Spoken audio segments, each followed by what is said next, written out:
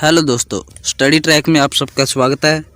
तो चैनल को सब्सक्राइब कर दें और बेल आइकन दबा दें ताकि हमारी हर वीडियो का नोटिफिकेशन आप तक पहुंचता रहे। तो आज हम करेंगे 12वीं कक्षा का भूगोल विषय का जल संसाधन बाय दीपम बोस। तो चले दोस्तों स्टार्ट करते हैं। जल संसाधन दो प्रकार के होते हैं, धरातलीय और भौमजल। धरातलीय जल वह होते हैं जो नदियों, झीलों आदि के द्वारा हमें प्राप्त होते हैं, और भौमजल वे होते हैं जो हमें कुओं, नल आदि द्वारा हमें प्राप्त होते हैं, वे भौमजल कहलाते हैं।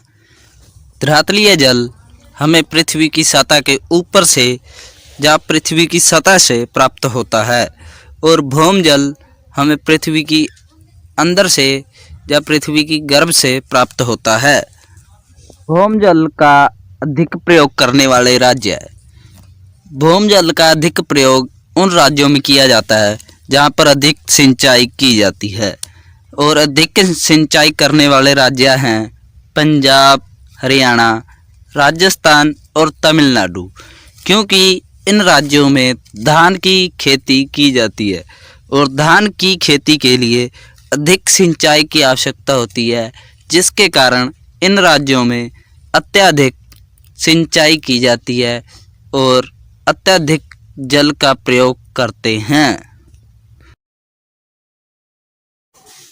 भारत में सिंचाई के लिए अधिक जल की मांग। यह क्वेश्चन बहुत ही इम्पोर्टेंट होने वाला है दोस्तों, क्योंकि यह पिछले कई एग्ज़ाम में आया हुआ है। तो दोस्तों इसे ध्यान से समझिएगा।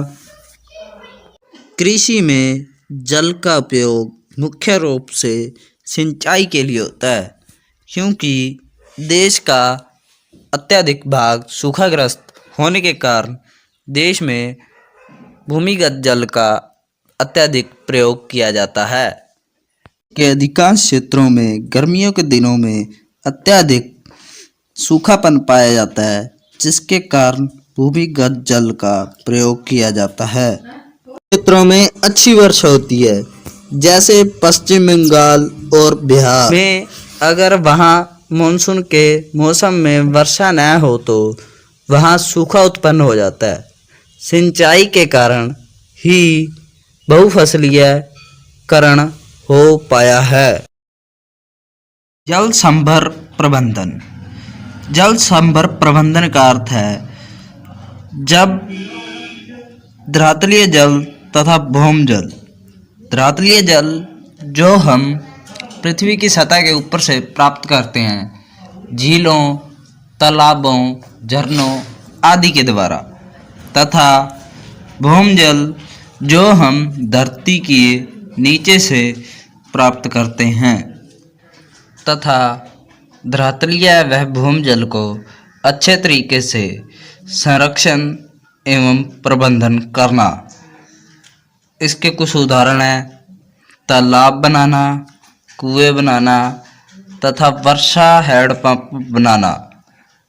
आगे केंद्र व राज्य द्वारा चलाए गए कार्यक्रम नीरू मीरू, हरियाली तथा अल्वारी पानी सांसद। ये कार्यक्रम केंद्र व राज्य सरकार द्वारा जल संभर प्रबंधन के लिए चलाए गए थे। इनके द्वारा जल को संरक्षित किए जाने के उपायों का वर्णन किया गया था।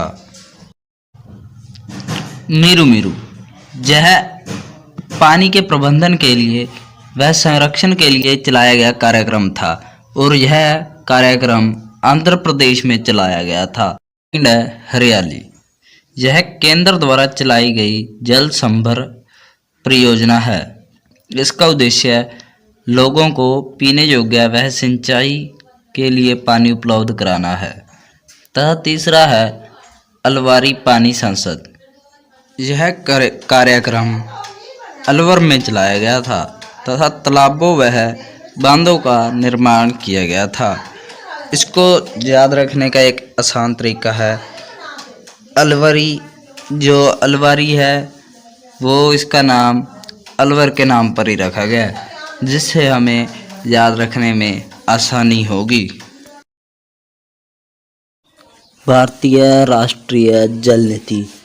तो दोस्तों, जब आप +1 क्लास में थे तब आपने पढ़ा होगा पर्यावरणीय नीति, पर लेकिन ये है भारतीय राष्ट्रीय जल नीति या वन संरक्षण नीति।